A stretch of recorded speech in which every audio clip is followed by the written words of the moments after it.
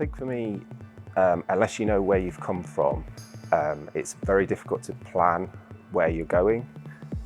With LGBT history, so much of our history hasn't been written down, and there's a danger that it gets lost and we repeat the same mistakes and the mistakes that have happened in the past. I think an inclusive work environment is important as it allows me the creative freedom to be able to think and to work to my best capability. In general society, there's still a lot of things where I feel hemmed in. I don't feel like I can necessarily be natural with my partner.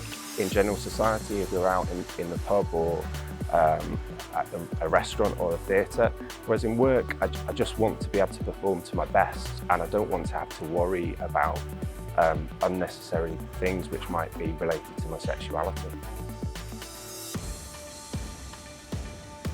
Just allow people to be who they are. We can do things like add pronouns to our signatures, and that way everyone feels included and it just becomes natural for everyone. We can, if we recognise we're in a position of privilege, some of us, we can be allies and support those around us. I celebrate LGBT History Month by trying to make sure that my friends and people in my networks are aware of things that have happened in history and where we've come from. So, for example, I don't believe Stonewall could have happened without the civil rights movement in the US. And there is a chap called Bayard Rustin who actually organised the March on Washington for Martin Luther King and was actually involved in writing the I Have a Dream speech for him. And I think people like that, it's important to remember those people and what they've given us and what they give us going forward. I think it's a very difficult question, and I'd actually choose someone who's a friend rather than someone who's famous.